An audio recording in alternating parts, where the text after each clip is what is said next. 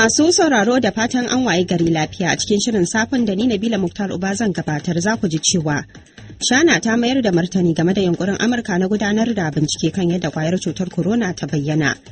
Shugaban Amurka ya yi kira da tsagaita wuta tare da kawo ƙarshen cin zarafin bil'adama a yankin Tigray na Habasha mai fama da rikici.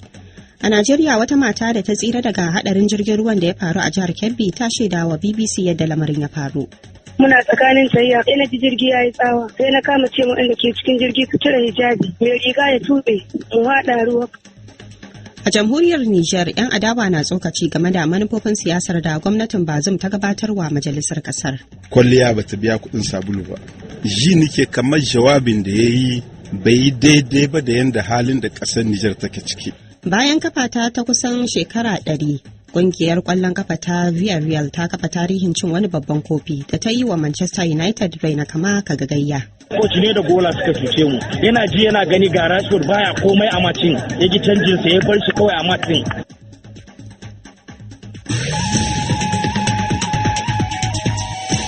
To za ku ji duka waɗannan da ma wasu rahotannin amma sai na fara karanto labaran duniya. Shugaba Biden ya nemi a tsagaita wuta. Sannan a kawo ƙarshen cin zarafin bil'adama a yankin Tigray na Habasha yayin da gwamnatin sake ƙara ƙaimi wajen ganin an kawo ƙarshen rikicin.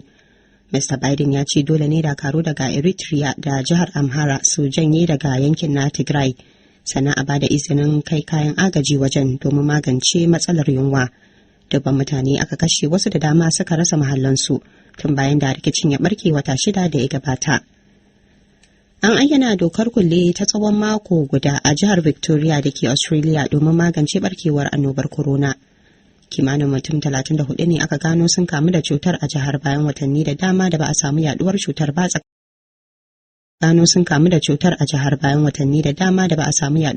ba tsakanin al'umma a kasar.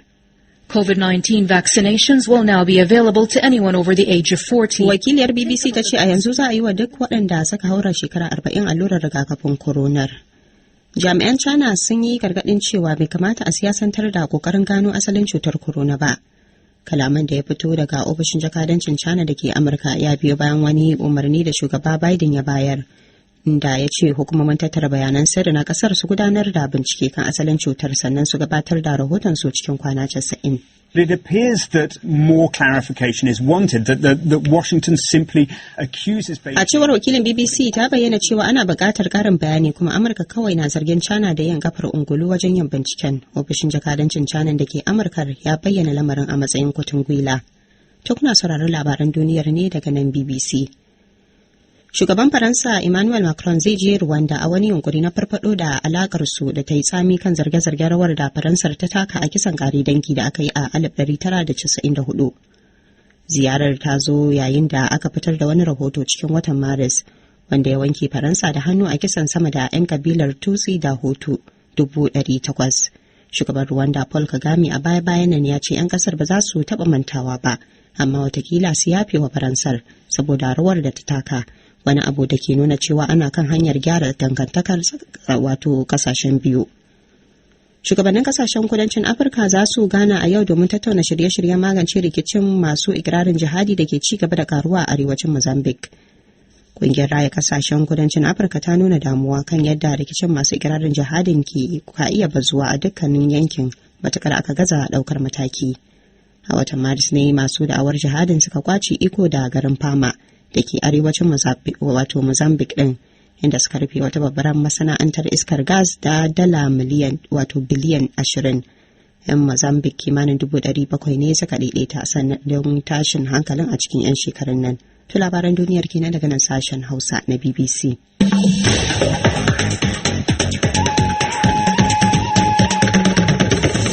To yanzu kuma sai rahotanni, kuma kamar yadda watakila kuka ji a labaran duniyar, shugaban Amurka Joe Biden ya umarci hukumomin tattara bayanan sirri na kasar da su gudanar da bincike kan yadda kwayar cutar corona ta COVID-19 ta bayyana yayin da ake ci gaba da cece-kuce akan asalin kwayar cutar.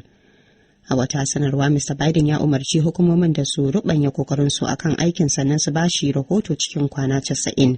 Ga Muhammad Annur Muhammad da karin bayani. Cutar corona samfurin COVID-19 an fara gano ta ne a birnin Wuhan na China a ƙarshe-ƙarshen shekarar 2019, kuma tun daga sannan ta addabi duniya da bazuwa kamar wutar daji inda ta kama sama da mutane miliyan 168 waɗanda aka tabbatar kenan baya ga waɗanda ba a gwada ba balle a gano ta a jikinsu. Sannan kuma an bayar da rahoton mutane akalla miliyan 3.5 ta kashe, ko da yake alƙalaman na ƙaruwa. Hukumomi dai sun danganta bayyanar ƙwayar cutar daga wata kasuwar sayar da naman ruwa a birnin Wuhan na China, kuma masana kimiyya sun yi amanna ƙwayar cutar ta fara yaduwa ne daga dabbobi zuwa mutane. To amma rahotannin da ke fitowa daga kafafen yada labarai na Amurka a baya-bayan nan na ƙara jaddada shaidar zargin da aka taɓa yi a baya cewa ƙwayar cutar ana ganin ta bayyana ne daga wani ɗakin binciken kimiyya a China. Sai dai China ta mayar da martani a kai, inda ta yi watsi tare da sukar waɗannan rahotanni. Kana ta ce ƙwayar cutar ƙila daga wani ɗakin binciken kimiyyar ta bayyana, amma na Amurka. A sanarwar da ta fito daga fadar gwamnatin Amurka, shugaba Biden ya ce ya buƙaci da a gudanar da bincike a bashi rahoto akan asalin ƙwayar cutar ta corona samfurin COVID-19 tun bayan da ya hau mulki. Bayan da ya karɓi rahoton ne a wannan wata, shugaban na Amurka ya buƙaci da a ƙara zurfafa binciken nan da kwana 90. Da Muhammad Annur Muhammad.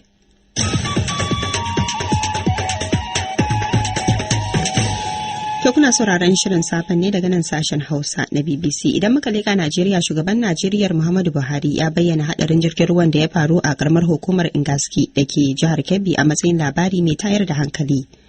Cikin sanarwar da mataimakin sa na musamman kan yada labarai Garba Shehu ya fitar, shugaban kasar ya mika sakon ta'aziyarsa ga iyalan mutanen da hadarin ya rutsa da su.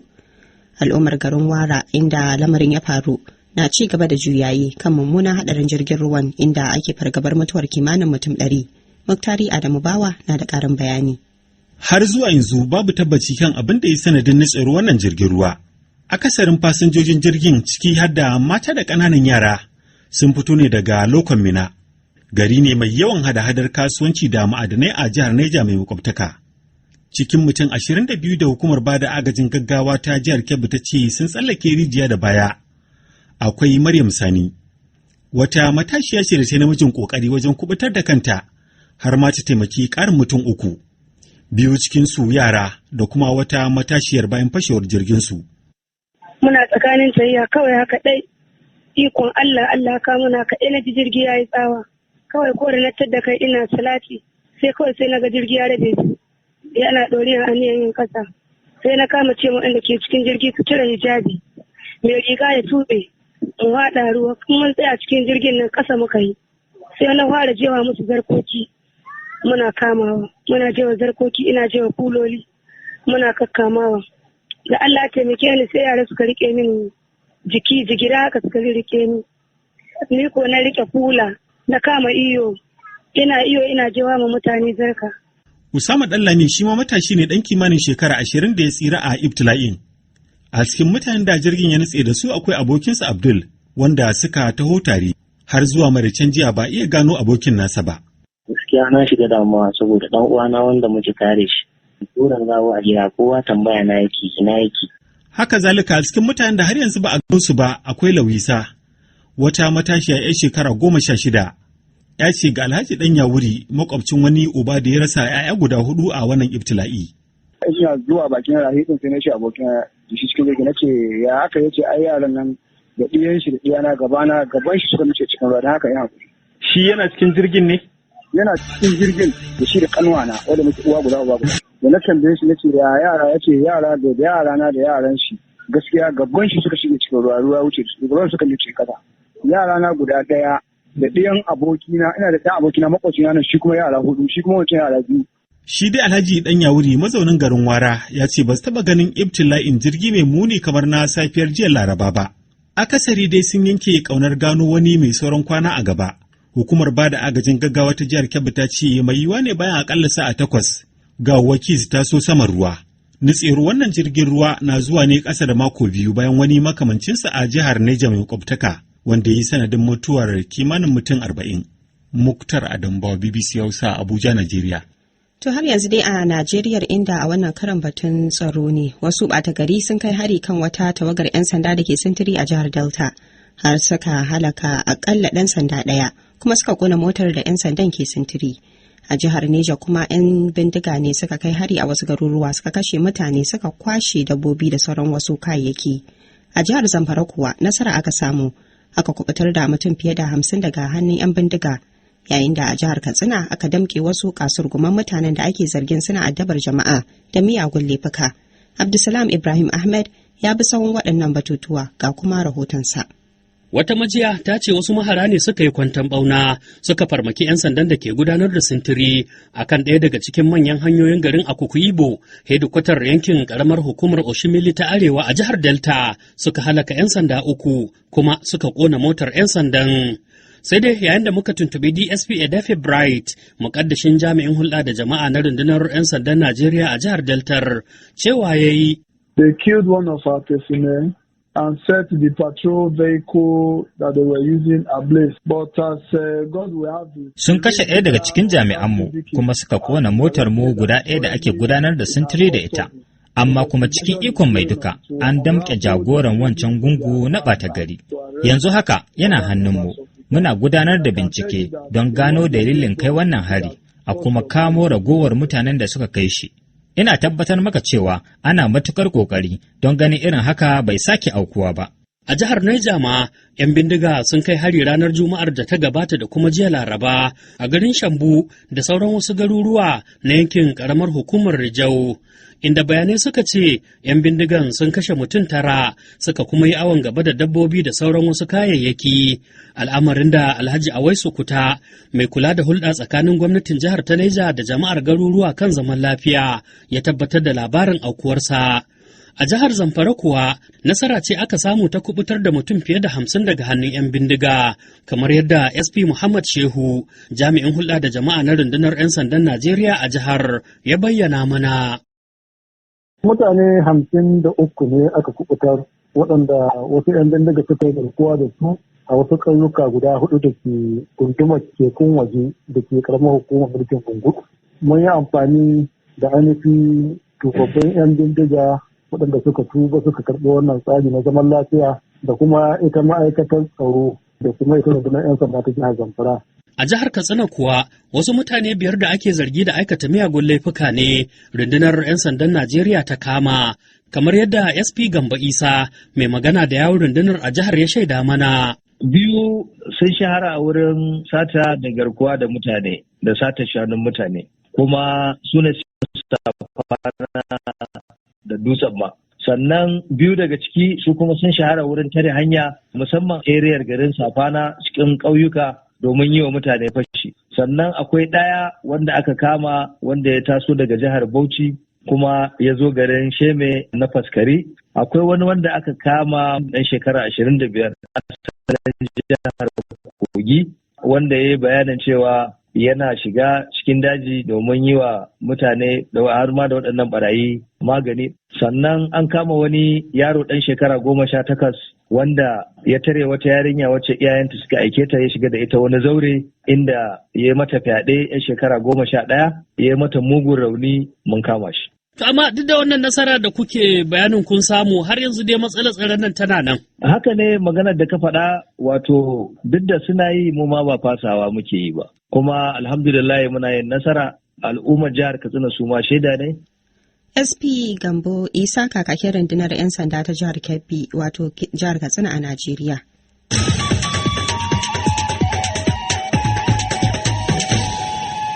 To yanzu kuma sai batun dambarwar siyasa a jamhuriyar Nijar, inda a jiya ne Prime Minister kasar Uhumadu Muhammadu ya gabatar da manufofin siyasar gwamnatinsa na shekaru 5 masu zuwa. Gaban 'yan majalisar dokoki, shugaban gwamnatin ya fayyace ginshiƙai 7 da ya ce gwamnatin za ta mai da hankali a kai a tsawon waɗannan shekaru na mulkin shugaba Bazoum Muhammad. 'Yan majalisa 129 na ɓangaren masu rinjaye ne suka amince da manufofin, yayin da na ɓangaren adawa suka fice daga zauren. Daga Yamai ga rahoton Cimaila Isufu. Donc nous avons 129 voix pour.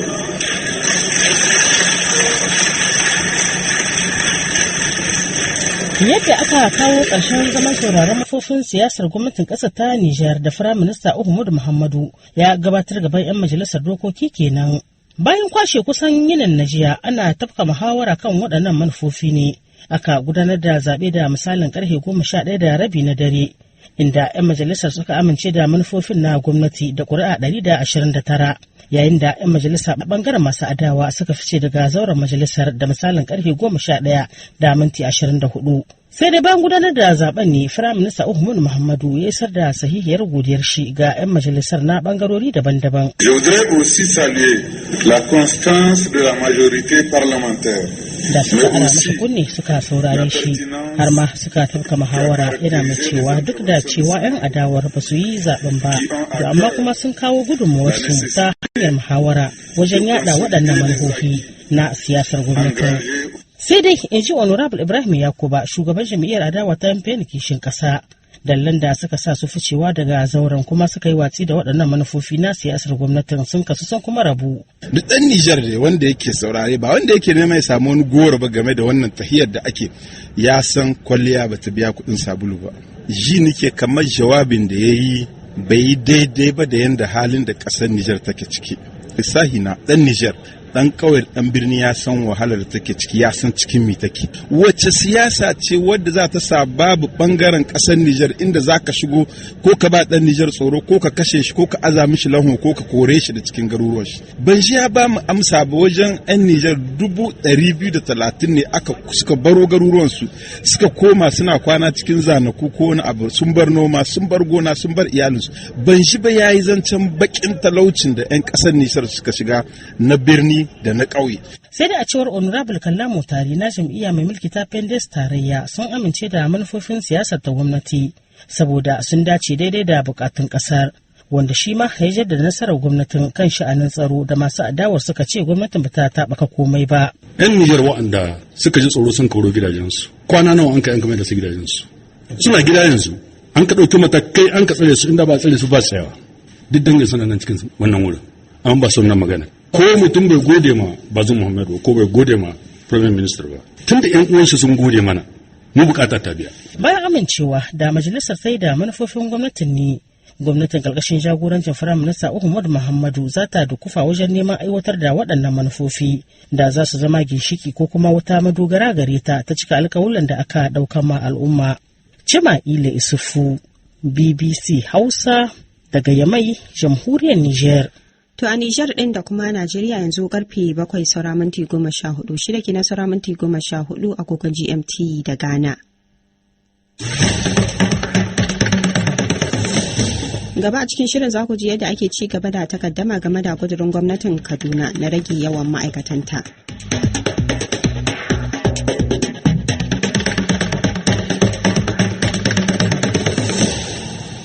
Wani kwamitin wucin gadi na Majalisar Wakilai a Najeriya na ci gaba da bincike kan makomar kuɗaɗe da kadarorin da aka sace tsakanin 2002 zuwa 2021, kuma hukumomin gwamnatin tarayya suka kwato. Kwamitin dai ya gayyaci manyan jami'an gwamnatin tarayya ciki har da ministan shari'a da shugaban hukumar EFCC da babban akanta na kasar don amsa tambayoyi akan dukiyar. Kan haka ne Zaharaddin Lawan ya tuntuɓi wani mamba a kwamitin binciken, Honorable Sada Soli, dan majalisar tarayya, inda kuma ya fara da tambayarsa ko kawo yanzu me suka gano a wannan bincike? To gaskiya abubuwa da yawa da muke bincike, kasan shi magana bincike ba ka iya cewa ga inda ka tsaya, amma mun fara gano bakin zaren na yaya ina da wani account da wani account da wani account kudade suke. Kamar shi ministan shari'a ya gaya mana gwamnatin tarayya wannan kadarori da ake kwato akwai account wajen guda 4. Shi akanta general babban akanta na ƙasa ya gaya mana kuma akwai asusu na gwamnati wanda ake tare wannan kuɗaɗen wajen guda 8 ko wajen guda 9. Kuɗaɗe ne da yawa, ba mu iya cewa ga inda aka tsaya a halin da muka ci gaba da wannan bincike. Me zan yi buƙatar yin wannan bincike ne? Wani ya kawo kuduri a dandalin majalisa wanda yake hurumin shi ne, shin kuɗaɗen da ake ta hauragiya da waccan gwamnati da ta wuce an karɓi wancan an kwaci wancan, shin me ake da su kuma ina suke? Duk waɗannan abubuwa ne wanda ake bincike akai. Kamar sauran shugabannin hukumomi irin su EFCC da babban akanta na ƙasa, su bai suka shaida muku ne da irin su ICPC din? Babban akanta na ƙasa ya yi bayani da yawa yadda kadarori da aka kira shi, kuma shi bayanin da ya mana babu yadda za a yi a buɗe a asusu na gwamnati na kuɗi ba tare da hurumin ba. To muna da fahimtar cewa akwai waɗansu asusu ma da aka buɗe wanda shi bai ma sani ba. Ya gaya mana kuɗaɗe kuma da ake karɓa waɗanda idan suna da hurumi sun danganta da jihohi, ana mai da waɗannan kuɗaɗe ma jihohi tun da ba na gwamnatin tarayya bane. Ya ba mu wannan masaniya da waɗansu kuɗaɗe da yanda ake an so su ake ba waɗansu ma'aikatu. Muna tambaya yaya za a ɗauko kuɗaɗe daga asusun da aka kwato daga wani wuri kuma a ba wani wuri wanda ba a yi kasafi kuɗi ba. Shi ma bai ba mu cikakken bayani ba, ya ce zai koma ya yi bincike don bai san da haka ba. Shi mai jami'in hukumar EFCC ya zo an fara tattauna da shi, amma an kai wani tuni na cewa akwai bayani da ake so ya yi wanda baya da shi, ya nemi a ƙara bashi lokaci ya koma domin ya zo mana da cikakken bayanin abin da ake ciki, kaddarorin da aka karba, kuɗaɗen da aka karba da yadda aka yi da su. Idan kun tattara waɗannan bayanai da kuke bincike, me mataki na gaba? Mataki na gaba za mu kai shi dandalin majalisa ta yi kuduri, daga nan hukumar gwamnati wanda take da hurumin bincike ko hukunci akan abun za su ɗauka su gaba da shi.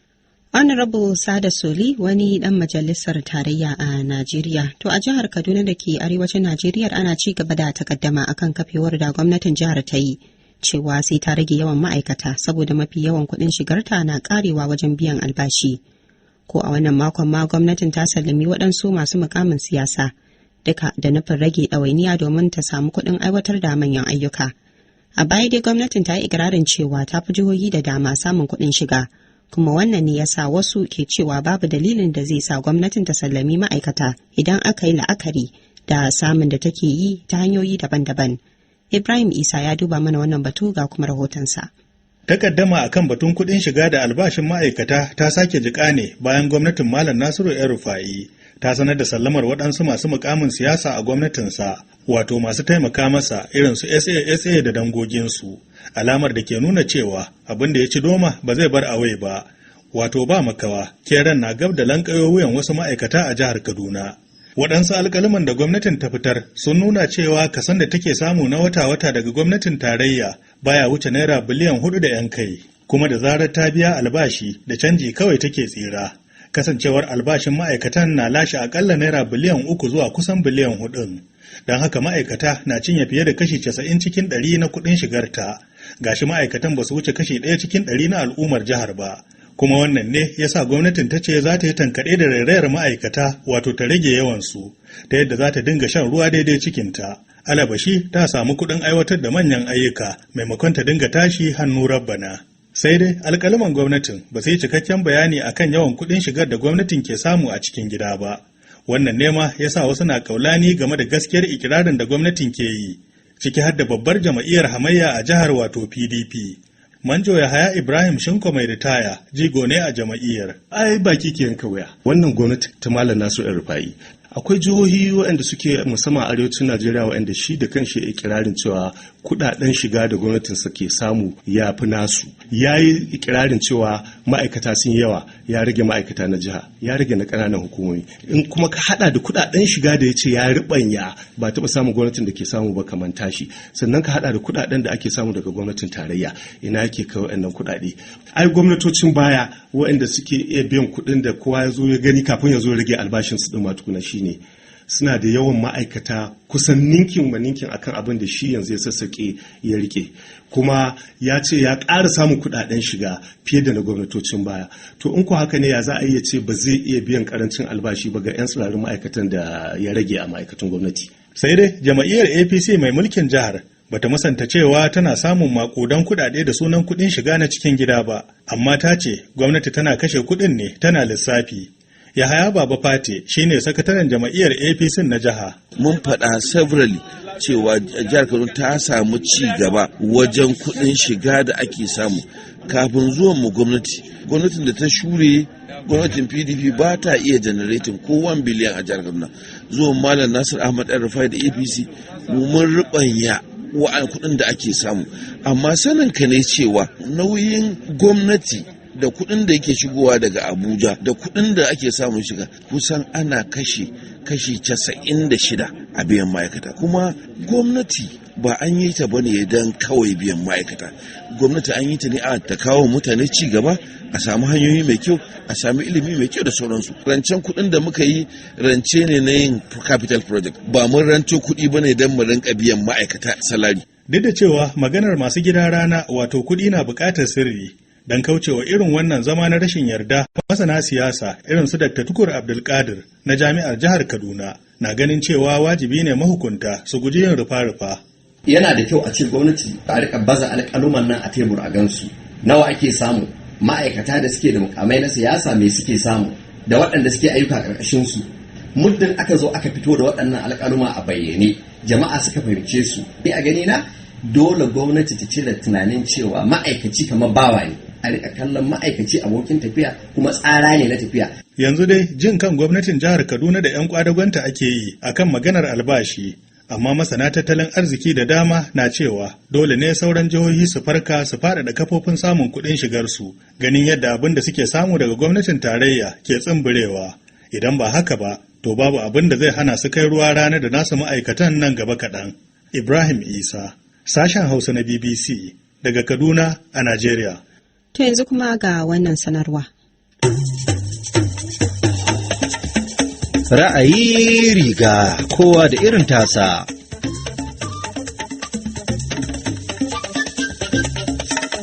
A Najeriya, ƙudurin soke aikin yi wa ƙasa hidima da matasa ke yi wato NYSC yanzu haka yana gaban Majalisar Wakilan ƙasar.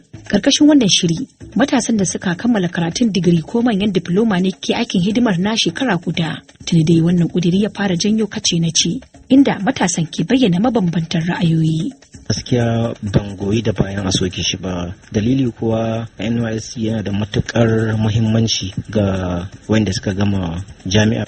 Kafin mutum ya je ko ina yana samun working experience na shekara guda. Dama ina taso wannan abu ya zo kuma sai yanzu ya zo bacin da sai da na gama. Gaskiya wannan bauta ƙasa bai da amfani. Shin ko a ganin ku dakatar da ake yi wa ƙasa hidimar na da alfanu ko kuma akasin haka? Waɗannan batutuwa su ne za mu tattauna a filinmu na ra'ayi riga na wannan makon. A gobe Juma'a ne dai za a gabatar da wannan shirin da karfe 8:30 na dare agogon Najeriya da Nijar. Domin shiga cikin shirin sai ku aiko da ra'ayoyinku ta shafinmu na BBC Hausa Facebook. Yanzu kuma sai wato labarin wasanni a takaice tare da Muhammad Abdu Tudun Wada. Unai Emery ya lashe European League na bana kuma na wuda tarihi. Babu kocin da ya kai shi wannan bajinta a gasar ta zakaran Turai. A jiya ne Villarreal ta doke Manchester United da ci 11-10 bugun penalty bayan da suka tashi kunnen doki 1-1. Kuma golan United David De Gea ne kasa cin tasa. Ni ne injiniya Obanjojo Manchester United. Gaskiya na ga laifin kuskuren coach ne. Coach ne da gola suka cuce mu. Yana ji yana gani ga Rashford baya komai a macin. Ya gi canjin sa ya bar shi kawai a macin. Me yasa zai kai mu wannan lokacin? Me yasa zai kai mun ya kai mu kwallo ya dawo na mai rabo. Dama ya gyara mistake ɗinsa ne a ce yana cin trophy amma ta bi jikinsa baya ci. Emery ya fi shi record akan kofi. Da wannan nasarar Emery ya lashe European League a 2014 da 15 da kuma 2016. Kuma wannan shine karan farko da Villarreal ta lashe babban kofi a tarihin kungiyar na shekarar 98. Antonio Conte ya bar aikin horar da Inter Milan wata ɗaya tsakani bayan da ya lashe Serie A karan farko da kungiyar ta wannan bajinta tun bayan shekara 11. Mai shekara 51 dan ƙasar Italiya ya yi kaka biya Inter kuma sauran kwantiragin shekara da ya ƙare a kungiyar. Tuni dai ake ta alakanta Conte da cewar zai koma Real Madrid da horar da Tamola bayan da ake cewa Zinedine Zidane zai bar aiki a ƙarshen kakar bana. Haka kuma ana alakanta da Conte da cewar zai koma Tottenham. Daga ƙarshen shirin ajiye ne bagon Zayyano ya bige a wutan alƙanin Bello a turmi na biyu a damban matasa da ake fafata a gidan wasa da ke Ado Bayero Square a Kano, Najeriya. Cikin wannan da suka kai bantansa har da Dunan Yalo dan Wudil da autan dan Sama'ila. Shi kuwa soja wuta bige shagon ɗan Shaddaji ya yi da wanda a watan mai je bige shagon Shamsu. Yau kuma ke sa ran ci gaba da fafata karawa zagaye na biyu ga yan dambe rauni targaɗe karaya Allah ya kare. Sai ku biyo mu cikin shirin hantsi domin jin cikakkun labaran wasannin. Muhammad Ahmad Idris ya ce ha bana manyo babu ko kofin shan ruwa kun ce duk Spaniya ba club idan aka cire Barca da Madrid, to yanzu fa kun yarda akwai wasu?